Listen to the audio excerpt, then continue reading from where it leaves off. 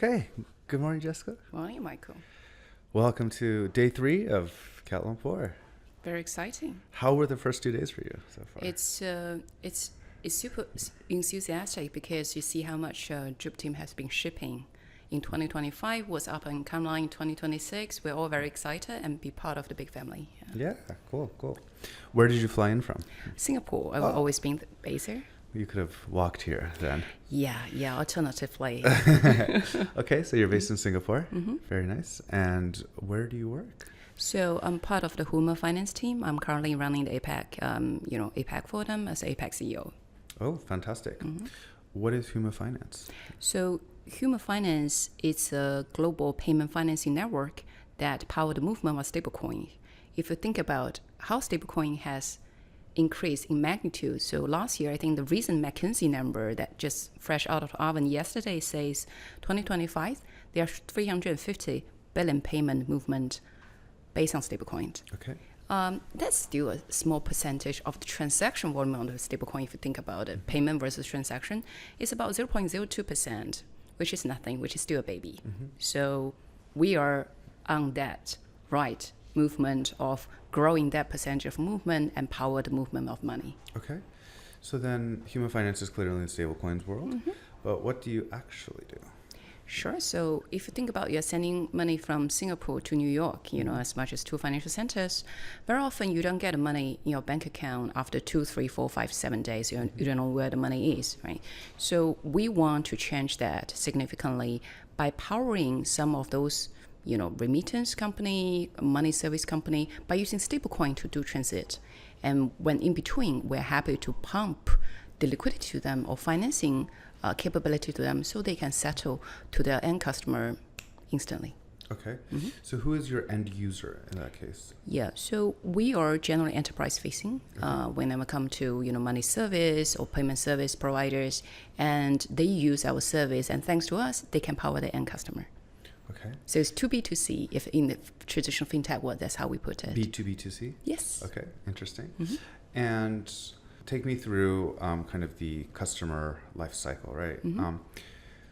Would a bank be your customer? Would it be a fintech company? Mm-hmm. Or what is the... Let's take one example.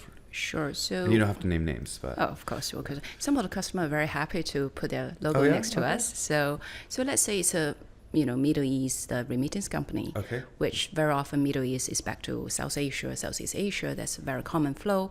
So they're using our service because on weekend, the banks is closed, that's right. and nobody's helping them to settle their customer on weekend, and we want to help them. Yeah. So now I think when you're being depositor in the Huma pool, you're actually helping those companies to settle their customer over the weekend so that people in different part of the world, in Southeast Asia, in Philippines, in Bangladesh, can get the money instantaneously even before the weekend and be able to spend them.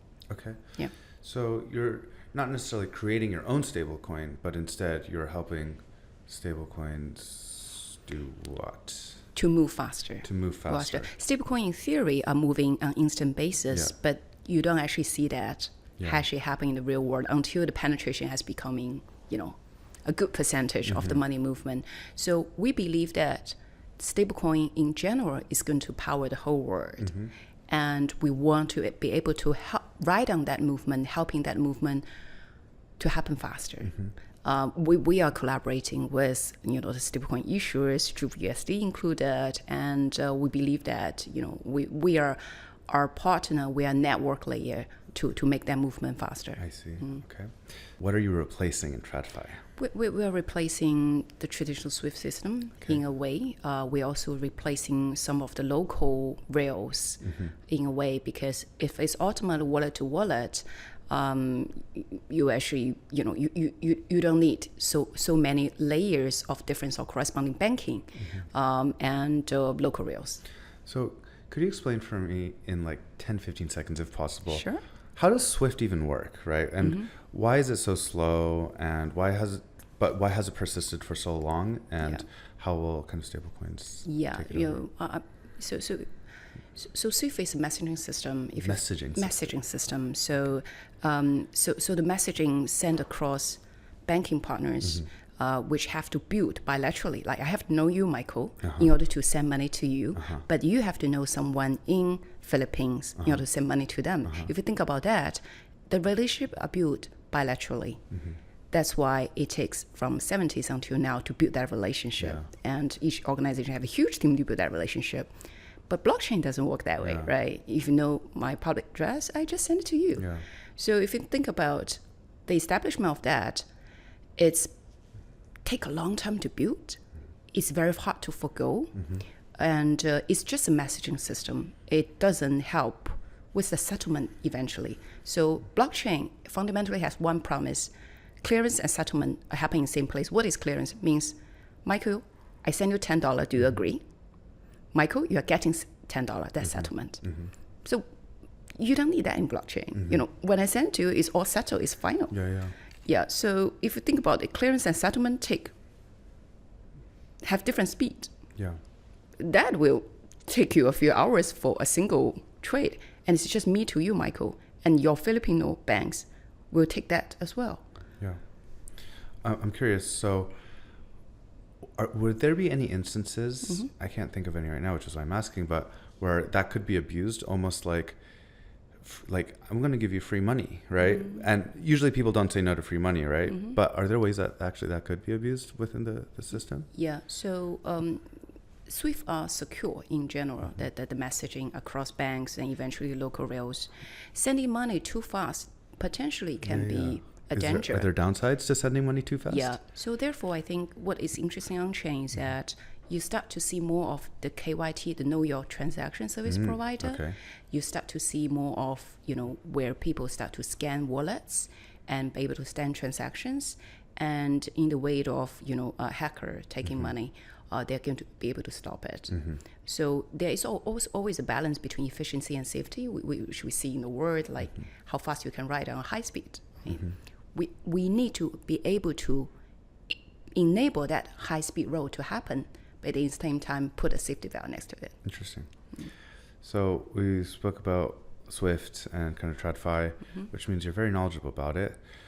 Can you take me very briefly through your career before getting to Huma? All right. So before this, I worked with one of the biggest worldwide payment service provider. I was leading the stablecoin initiative internally. So I understand the intricacy of that. Let's put it that way. And before that, I was always in banking. On structured finance, FX derivatives, among a few other cool stuff like the TMT financing stuff. Very cool. So I've done the full cycle. Okay, fantastic. So you're a recovering banker. Yes, nicely put. And do you see more kind of people in TradFi, banking, markets coming into the crypto world as where you're living in Singapore? Yeah, increasingly. I think the ramp up starting from 2016, 2017, the ICO days. But I think this cycle is very different because there are increasing regulatory certainty around it. The largest stablecoin, one of the largest stablecoin providers has been IPO in U.S. market, and there are, U.S. is building a Genius Act, and also getting Clarity Act passed through. So I think that attract a lot of people to see that innovation is happening, and innovation is happening in the real way. And there's a lot to be done to bridge the both worlds, and it requires the understanding of both sides. Interesting. Are there any specific regulatory shifts that, as Huma Finance, you're kind of still waiting for right now? Anything within the next 1 to 3 years that, maybe it's a coin flip, it could go either way? Or are you kind of all clear now from a regulation perspective? You just keep chugging forward? Sure. So we are the DeFi protocol currently, and we are also building our system very rigorously according to the current framework. And I think what is interesting to see the regulation shift across maybe the US, used to be Middle East, then Singapore, they take a slightly different stand from time to time. But I think the overall direction very clear, right? It's better to have clarity around it than non-regulation, and we totally embrace and welcome that. Very cool. Yeah. Very cool. Curious, how specifically do you work with Jupiter? What services do you provide to Jupiter? Sure. So our, when we say we power the company, we also take a revenue, interest rate from that powering of stablecoin, and we pass on to our depositor in the DeFi world. And that token that accrued value of powering stablecoin is actually on JupUSD. So you can do PST,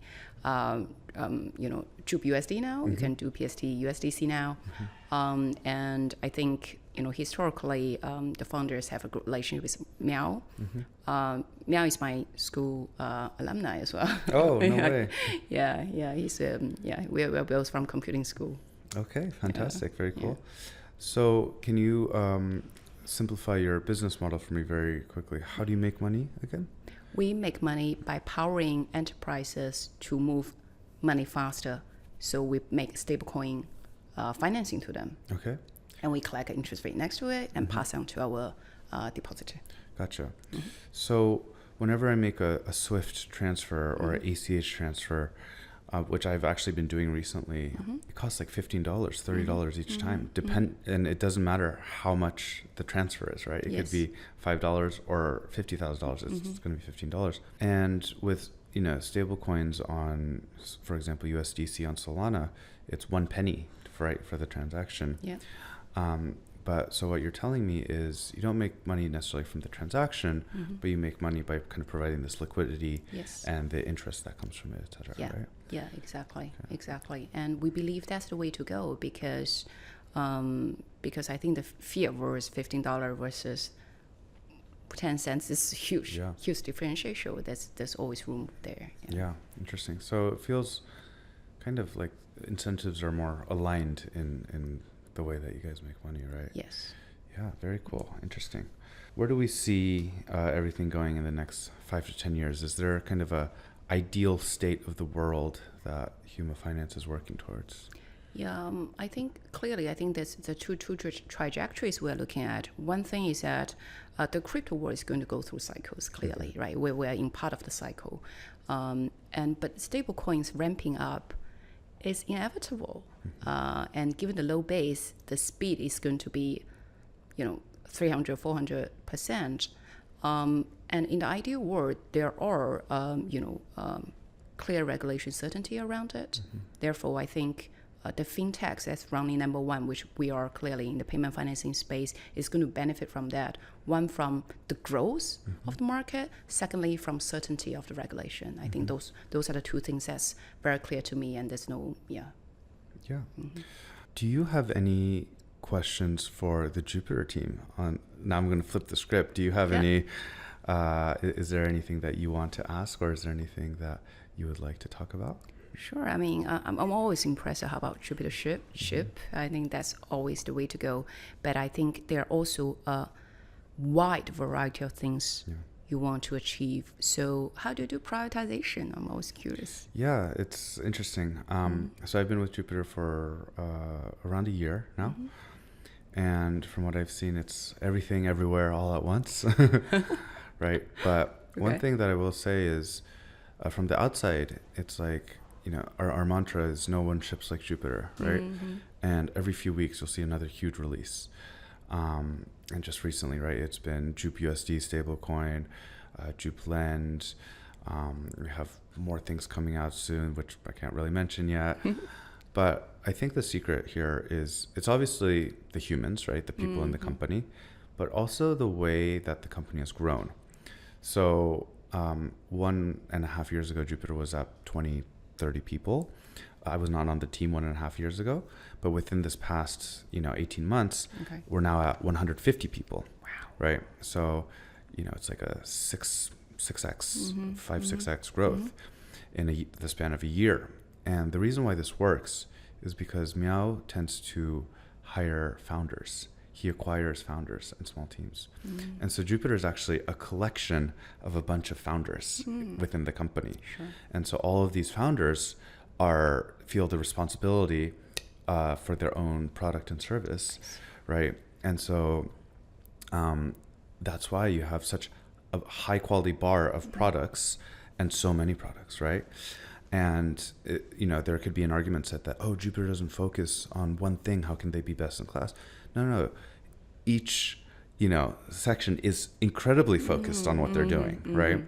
And so I think maybe that's the answer, right? Is that there was that kind of whole thing called founder mode in Silicon Valley, Yes. right? Yes.